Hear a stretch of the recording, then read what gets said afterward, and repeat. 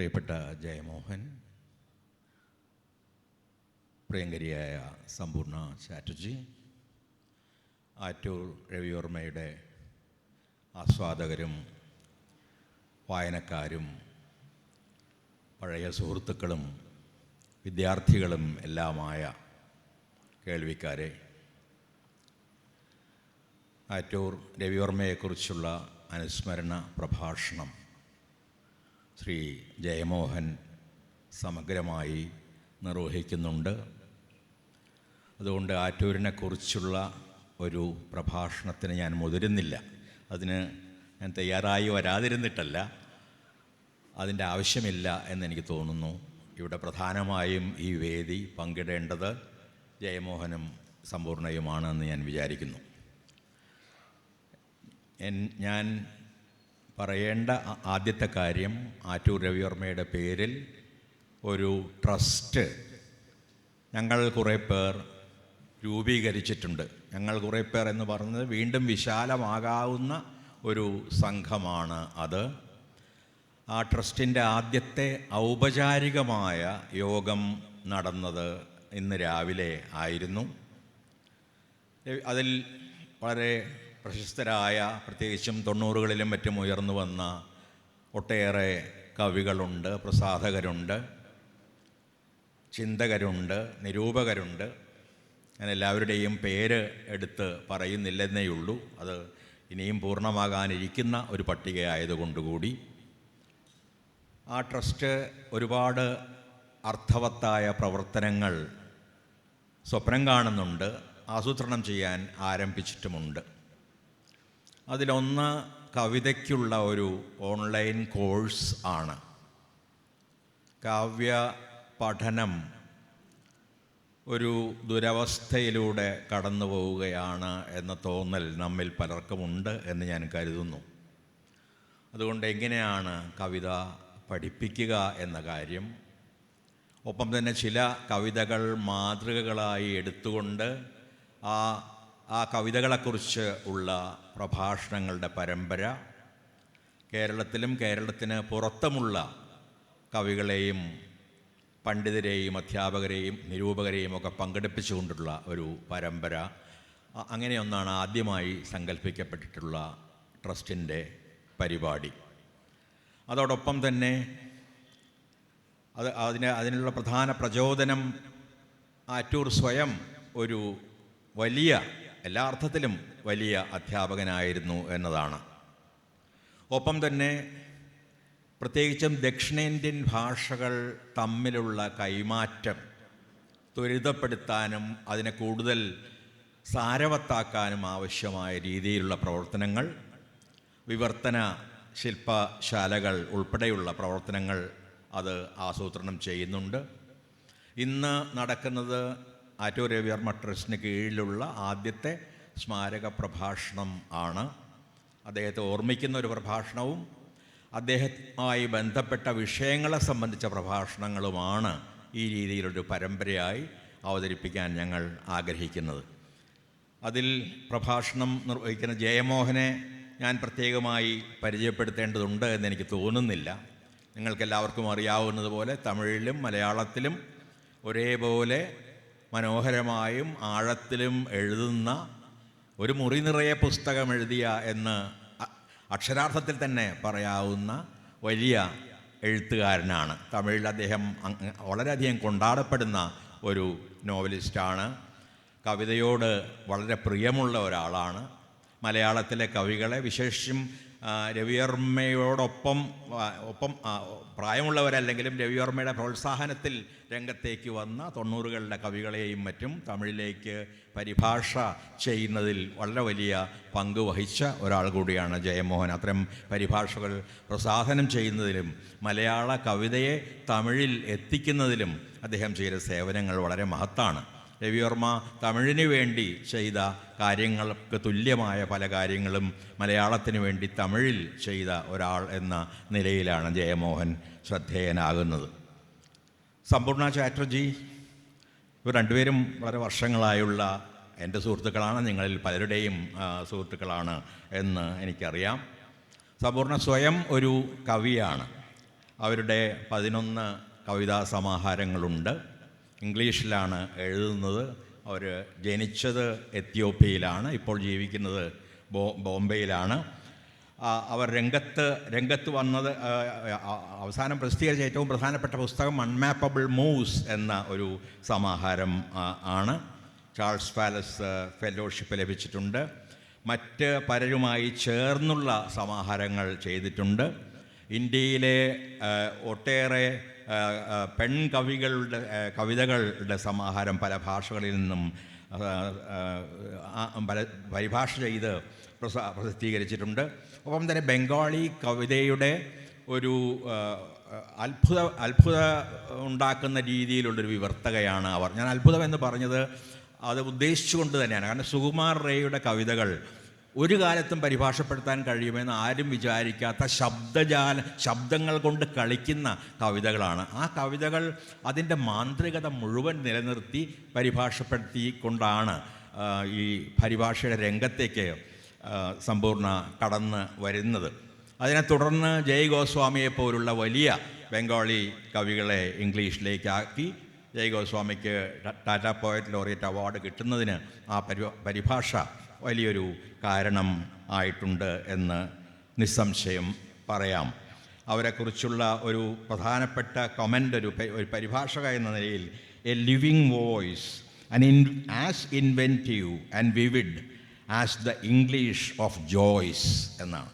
ജോയ്സിൻ്റെ ഇംഗ്ലീഷുമായാണ് അവരുടെ ഭാഷയുടെ ഓജസ്സിനെ ഈ കമൻറ്റേറ്റർ താരതമ്യപ്പെടുത്തുന്നത്. അതോടൊപ്പം തന്നെ അവരൊരു വലിയ എഡിറ്ററാണ്.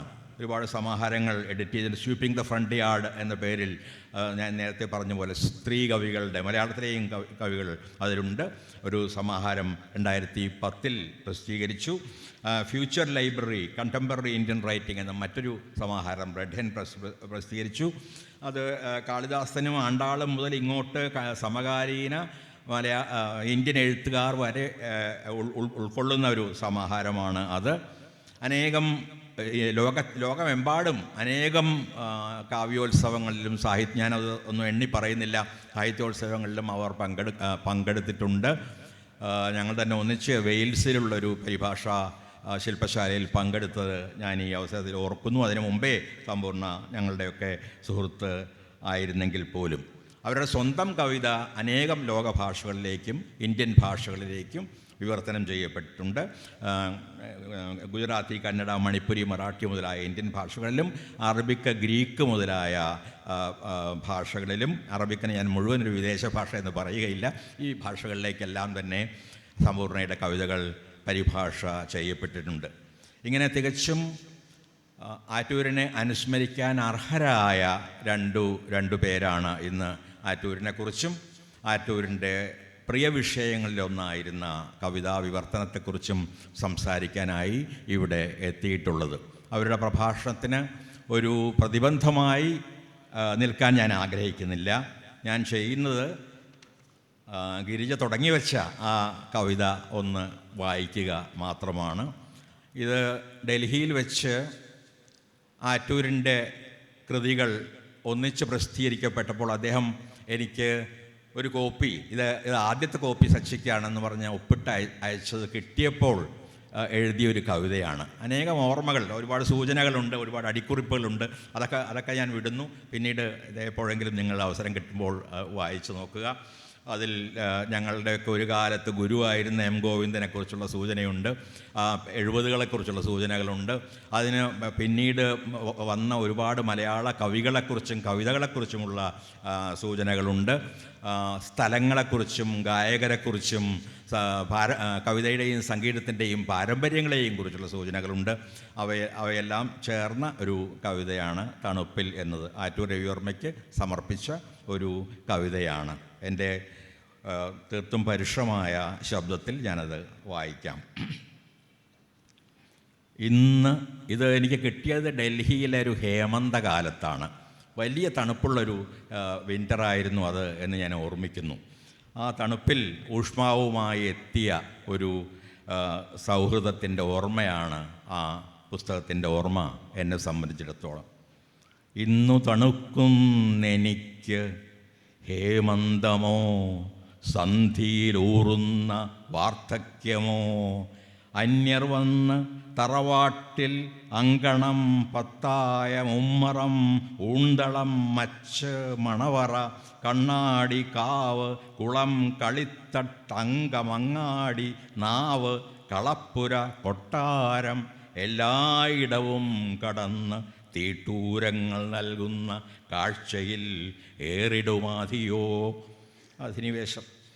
ഇന്ന് തണുക്കുന്നെനിക്ക് തണുപ്പിതിൽ വന്നു തീ പൂട്ടുന്നു താങ്കൾ തൻ സാന്ത്വനം. ഭാരതപ്പുഴ ചെറുകുണ്ടുകളായി ചിന്നും വേനലിലെത്തി പനങ്കാറ്റിലേറി ഞാൻ ഒറ്റപ്പാലത്തു നിന്നും വെയിൽ കടൽ താണ്ടി ആ ചെമ്മൺ പാതയിലൂടെ കുന്നിൽ കായ്ച്ച താങ്കളെ കാണാൻ. ഞങ്ങളുടെ കൂടിക്കാഴ്ചകൾ ഏറ്റവും അധികം ഉണ്ടായിട്ടുള്ളത് ഷൊർണൂരിൽ രവിവർമ്മ താമസിച്ചിരുന്ന കാലത്താണ്, പിന്നീട് തൃശ്ശൂരും. താങ്കൾ അഗ്രജൻ പാഠശാലതൻ വെൺമുറ്റത്തെ ചാമ്പതൻ ചവർപ്പുകളാദ്യമേ രുചിച്ചവൻ, എങ്കിലും ഉച്ചയ്ക്ക് ഒരേ പാത്രത്തിൽ നിന്നും പുളിയിഞ്ചിയും ചോറും നേരും പേടിയുമുണ്ടോർ നമ്മൾ. വീരഴും വാക്കും നെറിതികയും പോക്കും ചേരുമാശാൻ്റെ മുറ്റത്ത് ഒപ്പം എഴുത്തിനിരുന്നവർ. തേനൂറും പനിനീരിൻ മതിൽക്കെട്ടുകൾ വിട്ട് കാരമുൾക്കാടും കാട്ടുപൂക്കളും തേടിപ്പോയോർ. വെറുമാറേഴാള്, എന്നാൽ എന്തൊരു പുറപ്പാടിൻ വെളിവും വേവും മൊഴിയളവും മുഴക്കവും. പുതിയ കവിതയുടെ ആരംഭ കാലത്തെക്കുറിച്ചുള്ളൊരു ഓർമ്മയാണത്. വഴിയിൽ ഒറ്റക്കണ്ണൻ ഭൂതത്തെ വാക്കിൻ ചൂട്ടാൽ മിഴി പൊട്ടിച്ചും ചുഴിയൊഴിഞ്ഞും പാറക്കെട്ടോടിടഞ്ഞും യക്ഷിപ്പാട്ടിലലിയാതിരിക്കുവാൻ ചെവി മൂടിയും മറുനാടിൻ്റെ മന്ത്രങ്ങളിൽ മൃഗമാകാതെ കാട്ടുപച്ചകൾ കരുതിയും. കാട്ടുപച്ച ഗോവിന്ദനെക്കുറിച്ച് രവിവർമ്മ എഴുതിയ കവിതയാണ്. കാട്ടുപച്ചകൾ കരുതിയും ഒടുവിലണഞ്ഞു നാം തുരുത്തിൽ കലാപത്തിൻ നടുവിൽ കൊടി കുന്തം തുടി പൊങ്ങിയ നാളിൽ. താങ്കൾക്കു പണി പട്ടാമ്പിയിലന്ന് എങ്ങൾ പണിയായുധം തേടി ഭൂഖണ്ഡങ്ങൾ ചുറ്റിടും കാലം. ഭൂതമല്ലാവേശിച്ചു ഭാവി ഞങ്ങളെ പൂത്തു കാതൽ മൂത്തതാം വൃക്ഷങ്ങളും അക്കനവിൻ്റെ ബീജസിദ്ധിയാൽ. താങ്കൾ കൂടിയും തളിർതൊട്ടു നാരായ വേരോളവും കുട്ടികൾ കൂടി കീഴെ നീരാടി നമ്മൾ പൂരക്കോളിലോ നിളയിലോ പ്രാതലിൽ കദളിയോ കിനാവോ മധുരിച്ചു. ഭൈരവിയാണോ കേട്ടു നാമന്ന് കല്യാണിയോ പോയി വേഗം നേരം ദീർഘം തപം താപമോ ഹ്രസ്വം. ഊറ്റത്തിൽ കൊതി സരസ്വതിയായി പേർത്തും മണൽക്കാട്ടിൻ്റെ വിജനത്തിലെറിയപ്പെട്ടു നമ്മൾ.